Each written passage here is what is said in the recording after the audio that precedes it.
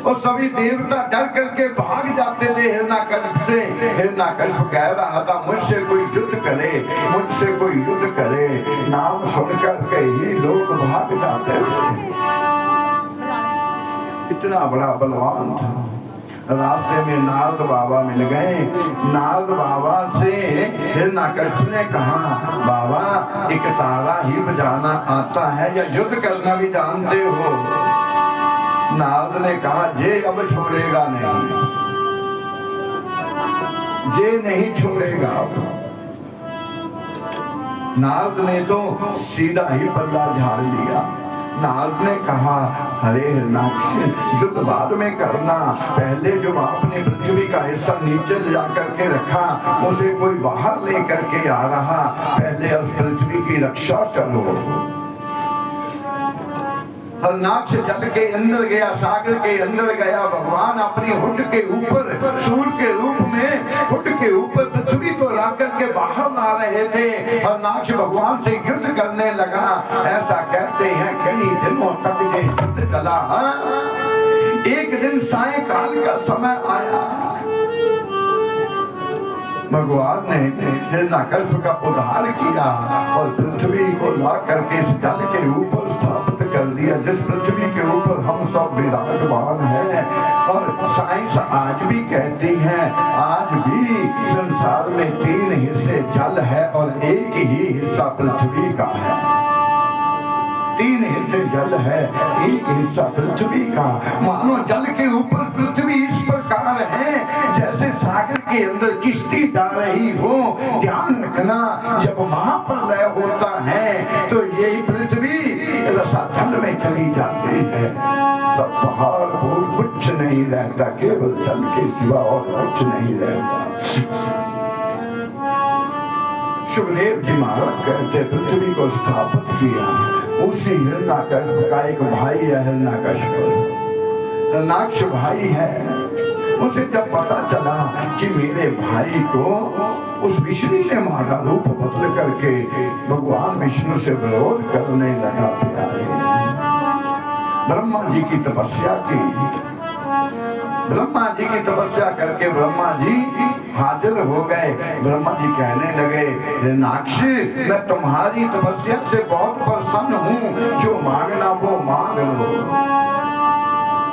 हिरण्याक्ष ने कहा, हे ब्रह्मदेव यदि इतने ही प्रसन्न हो तो मुझे वरदान दो, मुझे वरदान दो, मुझे इस दुनिया में कोई मार ना सके। आपकी जो सृष्टि बनाई हुई है ना, आपकी सृष्टि के अंदर मुझे कोई मार ना सके। ब्रह्मा जी कहते तथास्तु, और मांगो। कहा ना मैं अंदर मरूं ना बाहर मरूं। ब्रह्मा कहते तथा अस्तु। कहा ना ऊपर मरूं ना नीचे मरूं। ब्रह्मा जी कहते तथा अस्तु। कहा ना अस्त्र से मरूं ना शस्त्र से मरूं। ब्रह्मा जी कहते तथा अस्तु। कहा ना दिन में मरूं ना रात में मरूं। ब्रह्मा जी कहते तथा अस्तु। और कुछ मांगना है मांग लो। हिरण्याक्ष ने कहा, ब्रह्मा जी ठहरिए, आपने जो 12 महीने बनाए हैं ना, 12 मास बनाए हैं, आपके बनाए हुए 12 मासों में मेरी मृत्यु ना हो। ब्रह्मा जी कहते तथा अस्तु। इतने वरदान मांग लिए हिरण्याक्ष को, ये लगा कि मुझे कोई मार नहीं सकता। मुझे कोई नहीं मार सकता। देवासुर संग्राम हुआ। देवताओं हिरण्याक्ष अपनी सेना को लेकर के देवलोक में पहुंच गया, देवताओं से युद्ध करने लगा। ध्यान देना, देवासुर संग्राम होने लगा। उसी हिरण्याकश्यप की पत्नी है जिसका नाम है क्यादु। भजमन नारायण नारायण नारायण, भजमन नारायण नारायण नारायण, भजमन नारायण नारायण नारायण, श्रीमन नारायण नारायण नारायण,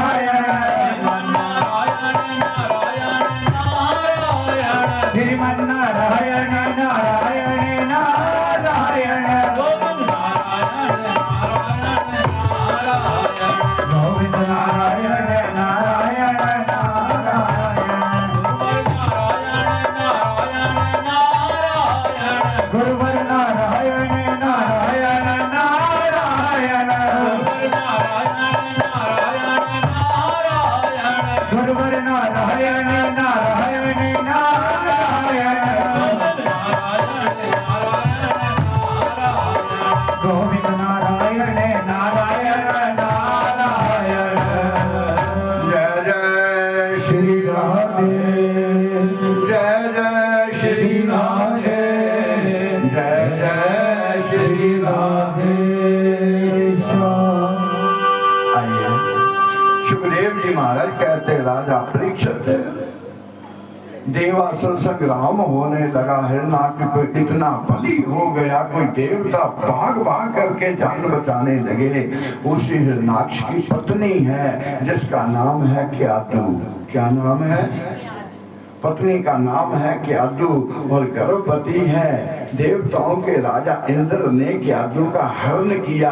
हिरणाक्ष की पत्नी को लेकर के जा रहे थे, रास्ते में नारद बाबा मिले। नारद ने कहा, हे इंद्र, तुम तो देवता हो, तुम तो देवताओं के राजा हो, ये काम तो राक्षसों का है कि पर स्त्री का हरण करना ये राक्षसों का काम है, देवताओं का काम नहीं है।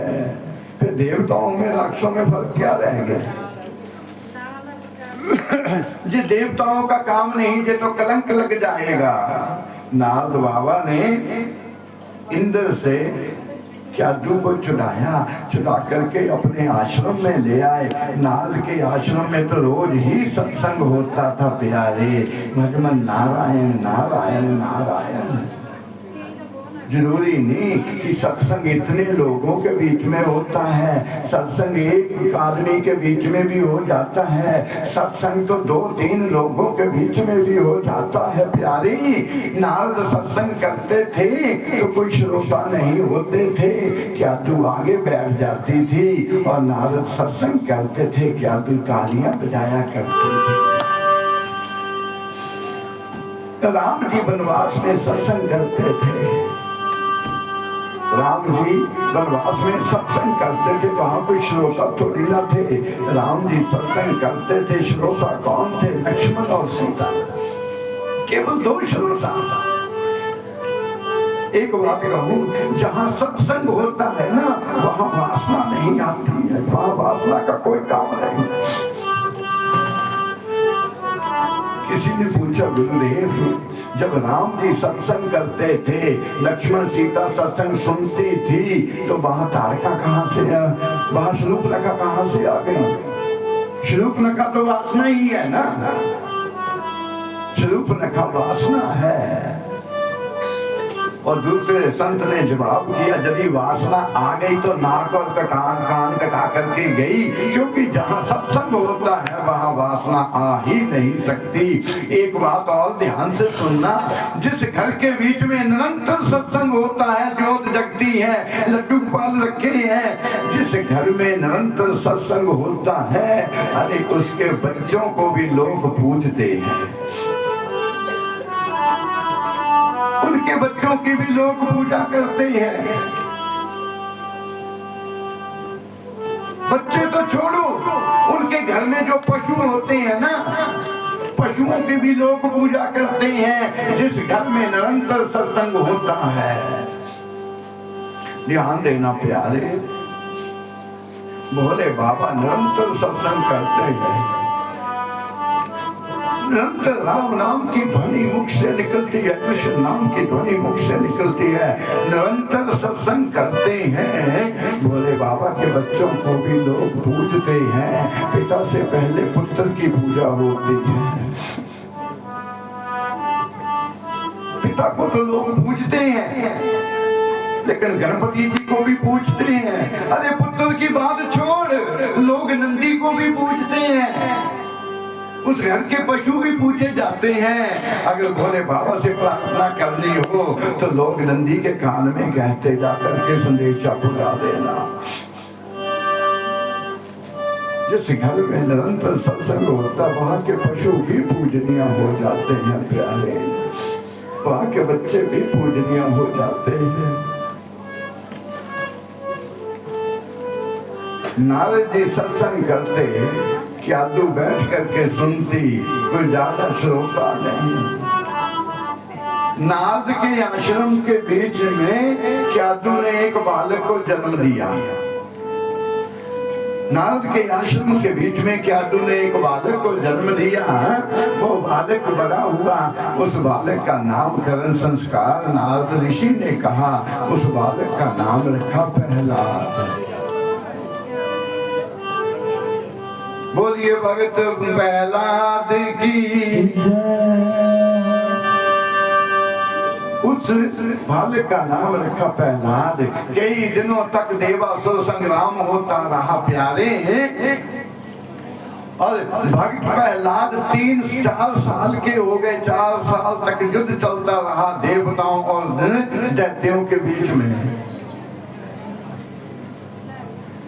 भजमन नारायण नारायण नारायण, भजमन नारायण नारायण नारायण, जय नारायण नारायण नारायण, जय नारायण नारायण नारायण, गोविंद नारायण नारायण नारायण,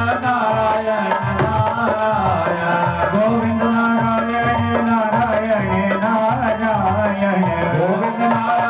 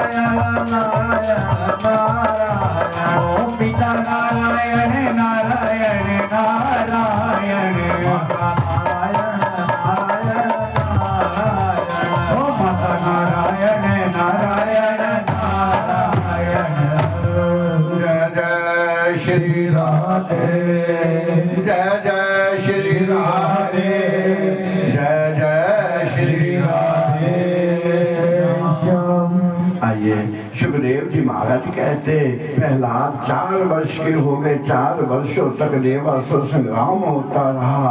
4 वर्षों के बाद ये संग्राम खत्म हुआ। हिरण्यकश्यप अपनी पत्नी को ढूंढने लगा, मेरी पत्नी कहाँ है, मेरी पत्नी गुम हो गई। और इतने में नारद बाबा आए, कहा चिंता मत करो, तुम्हारी पत्नी सुरक्षित है और मेरे आश्रम में है।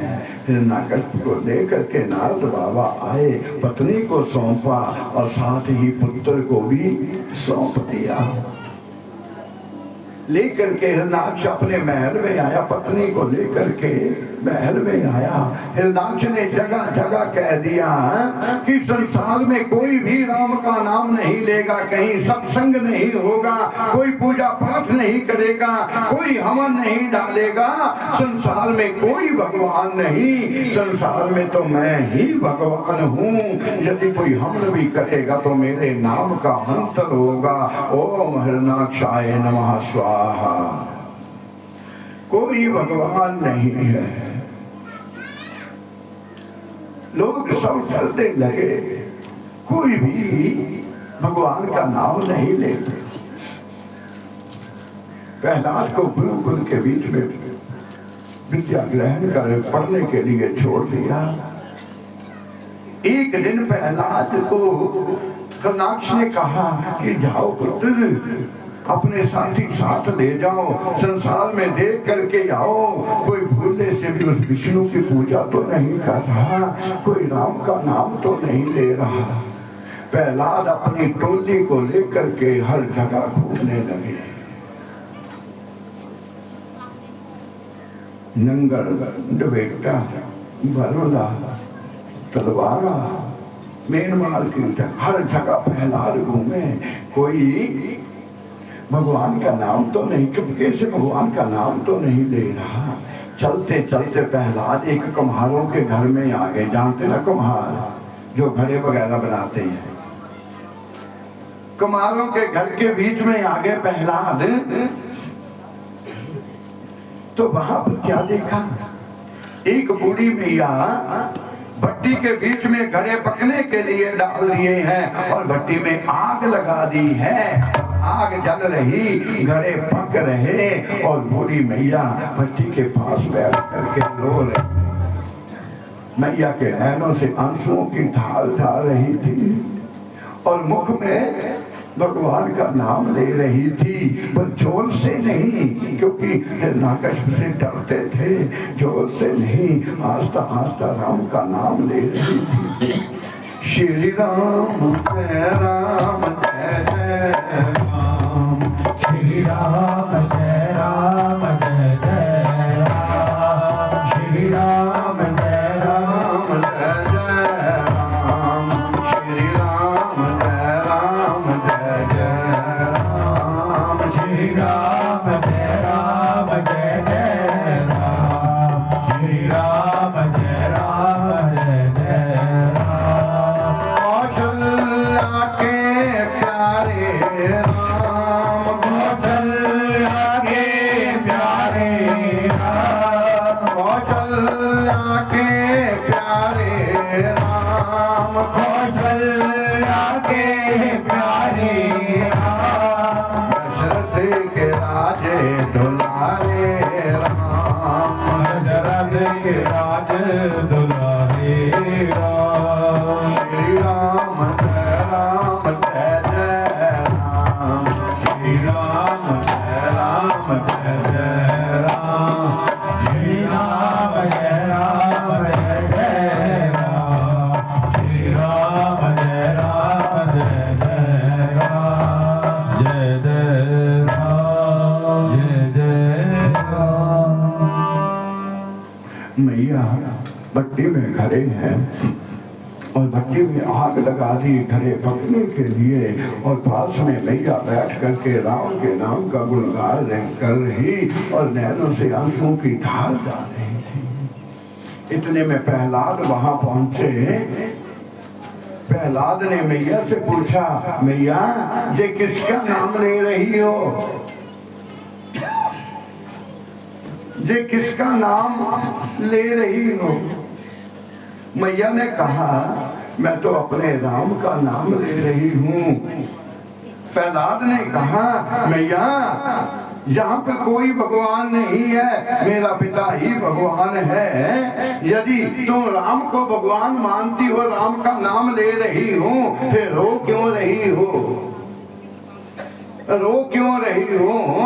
जब इस प्रकार पूछा तो मैया ने कहा, सुनो बेटे, जब मैंने घड़े पकने के लिए डाले और आग लगाई तो एक घड़े के बीच में बिल्ली के बच्चे चले गए। अब तो घड़े पकने शुरू हो गए, बिल्ली के बच्चे भी मर जाएंगे।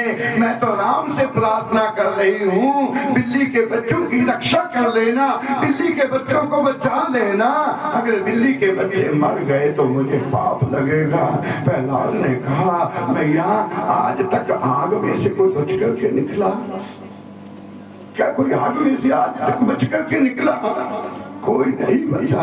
मैया ने कहा, यदि राम की कृपा हो जाए, यदि भगवान की कृपा हो जाए तो गूंगे भी वक्ता बन जाते हैं, लंगड़े भी पर्वत चढ़ जाते हैं। यदि राम की कृपा हो जाए तो आग में से भी बच करके निकल जाते हैं प्यारे, यदि राम की कृपा हो जाए। प्रहलाद उसी जगह बैठ गए। मैया आज यही सही, आज अगर आग में से बिल्ली के बच्चे निकल आए तो मैं भी अपने पिता को छोड़ करके सदा तेरे राम के चरण पकड़ लूंगा, तेरे भगवान के चरण पकड़ लूंगा। सारी रात बीत गई, मैया भी बैठी रही, प्रहलाद भी बैठे रहे। सुबह हुई, जैसे सुबह हुई भट्टी खोली, भट्टी खोली, खोल करके देखा सभी घड़े पक चुके थे। जिस घड़े के बीच में बिल्ली के बच्चे थे उसे आज तक नहीं आई प्यारे, बिल्ली के बच्चे म्याऊं म्याऊं म्याऊं म्याऊं करके भागने लगे। और मैया, और इतने में प्रहलाद कहने लगे मैया डरना मत, जोर जोर से बोलो श्री राम जय राम बोलो श्री राम जय राम बोलो श्री राम जय राम बोलो श्री राम जय राम श्री राम जय राम श्री राम जय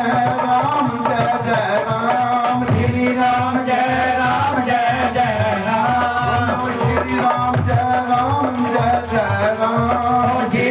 जय राम श्री राम जय राम श्री राम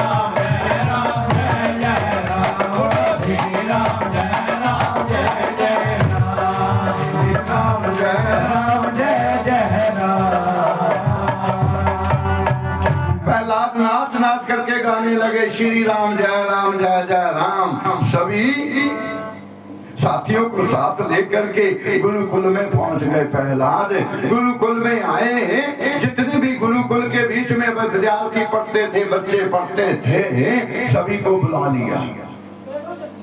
सभी को बुला करके प्रहलाद ने ऊंचा आसन लगाया। ध्यान देना, प्रहलाद ने ऊंचा आसन लगाया, आसन के ऊपर आप बैठ गए और सभी बच्चों को नीचे बैठा लिया। बिल्कुल इसी तरह जिस तरह आप बैठे हुए आपने हमको बिठाया। सभी बच्चों को नीचे बिठा लिया। प्रहलाद ने कहा जो मैं पढ़ाऊंगा वो पढ़ोगे। सभी ने कहा ठीक है। डरते भी थे ना, क्योंकि राजा का बेटा है, राजा का पुत्र है। डरते भी थे। प्रहलाद नाच नाच करके गाने लगे प्यारे श्री राम जय राम बोलो श्री राम जय राम बोलो श्री राम जय राम श्री राम जय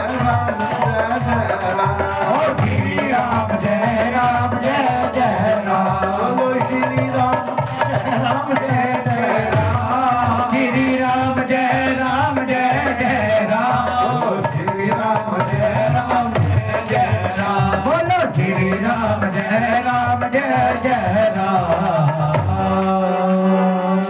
प्रहलाद नाच नाच करके गाने लगे। जितने गुरुकुल के बीच में बच्चे पढ़ते थे सभी नाचने लगे श्री राम जय राम।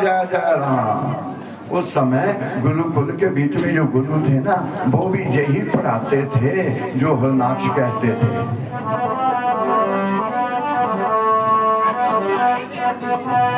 गुरुकुल के जो गुरु थे महाराजा हरनाक्ष के पास आए। हरनाक्ष से कहा आपके पुत्र ने हमारे गुरुकुल का नाम ही बर्बाद कर दिया। जो हम पढ़ाते वो पढ़ता नहीं है। अरे जो वो पढ़ाता वो गुरुकुल के सब बच्चे पढ़ते हैं, सब बच्चे पढ़ते हैं। चल करके देखो। महाराजा हरनाक्ष गुरुकुल में गए तो गुरुकुल में जाकर के क्या देखा, प्रहलाद नाच रहे श्री राम जय राम और गुरुकुल के सब बच्चे नाच रहे श्री राम जय राम। हरनाक्ष ने प्रहलाद को पकड़ा, पकड़ करके लाए। पुत्र जहाँ कोई भगवान नहीं है, जहाँ कोई राम नहीं है, जहाँ तो मेरा ही राज है, मैं ही भगवान हूँ। हरनाक्ष ने बोला, कहा पिताजी भगवान है। हरनाक्ष ने कहा कहाँ है? प्रहलाद ने कहा वो कौन सी जगह है जहाँ भगवान नहीं है? कण कण में है, तुझ में है, मुझ में है, हर जगह विराजमान है। बहुत समझाया हरनाक्ष ने, लेकिन समझे नहीं। प्रहलाद समझे नहीं। हरनाक्ष ने जलादों से कहा इस बच्चे को ले जाओ, इस बच्चे को ले जाओ, ले जा करके इसे पर्वत से नीचे गिरा दो, पर्वत से नीचे करा दो। जलाद लेकर के गए, प्रहलाद को पर्वत से नीचे गिराने लगे। प्रहलाद के नैनों से दो आंसू गिरे। नैन बंद करके भगवान से कहा हे बिल्ली के बच्चों को बचाने वाले, आज मुझको भी बचा लेना, आज मुझे भी बचा लेना प्यारे। भगवान नीचे प्रहलाद को ऊपर से गिराया, भगवान नीचे गोदी फैलाकर खड़े हो गए। भगवान की गोदी के बीच में प्रहलाद पड़े और संसार वालों ने देखा जिस पत्थर के ऊपर प्रहलाद पड़े वो पत्थर ही चकनाचूर हो गया। प्रहलाद नीचे खेलने लगे और नाचने लगे। तभी प्रहलाद ने कहा, हे गोविंद कैसा चक्कर चलाया रे, कैसा चक्कर चलाया रे, शाम तेरी गली ने, कैसा चक्कर चलाया रे, शाम तेरी गली ने, कैसा चक्कर चलाया रे, शाम तेरी गली ने, कैसा चक्कर चलाया रे, शाम तेरी गली ने। पर्वत से प्रहलाद को घेरा, पर्वत से प्रहलाद को घेरा, पर्वत से प्रहलाद को घेरा, ओ पर्वत से प्रहलाद को घेरा, नीचे किया प्रभु आन बसेरा, ओ नीचे किया प्रभु आन बसेरा, भक्त बचाया रे शाम तेरी गली ने, कैसा चक्कर चलाया रे, शाम तेरी गली ने, कैसा चक्कर चलाया रे, शाम तेरी गली ने। ओ बिच समाजे रो बतरोई, बिच समाजे रो बतरोई, बिच समाजे रो बतरोई, ओ बिच समाजे रो बतरोई, मेरे बिना मेरा और न कोई, ओ मेरे बिना मेरा और न कोई, कैसा चीर बनाया रे शाम तेरी गली ने, कैसा चक्कर चलाया रे, शाम तेरी गली में, कैसा चक्कर चलाया रे, शाम तेरी गली में।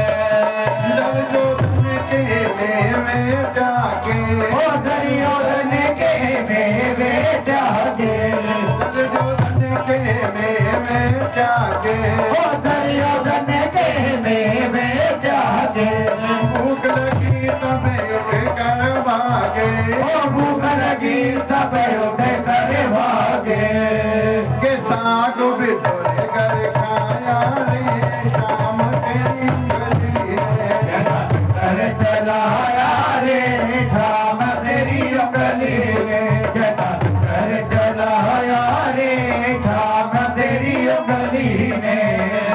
अर्जुन का रथ रण में हाका, ओ अर्जुन का रण में हाका, अर्जुन का रथ रण में हाका, ओ अर्जुन का रथ रण में हाका, सांवरिया गिरधारी वंका, ओ सावरिया गिरधारी माता, के कौरव रथ मचाया रे शाम तेरी गली में, कैसा चक्कर चलाया रे, शाम तेरी गली में, कैसा चक्कर चलाया रे, शाम तेरी गली में। राधे राधे गोविंद गोविंद राधे, राधे राधे गोविंद गोविंद राधे, राधे राधे गोविंद गोविंद राधे, राधे राधे गोविंद गोविंद राधे, राधे राधे गोविंद गोविंद राधे, ओ राधे राधे गोविंद गोविंद राधे, गोविंद गोपाला मुरली मनोहर नंद लाला, ओ गोविंदा गोपाला मेरा मुरली मनोहर नंद लाला, बोलो गोविंद गोपाला मुरली मनोहर नंद लाला, ओ गोविंदा गोपाला मेरा मुरली मनोहर नंद लाला, लटे कटे मुरली वाले गोकल के राजा, मेरी अखियां तरस गई अब तो आजा, मुरली वाले गोकुल के राजा, मेरी अखियां तरस गई अब तो आजा, लटे कटे वंसली वाले गोकल के राजा,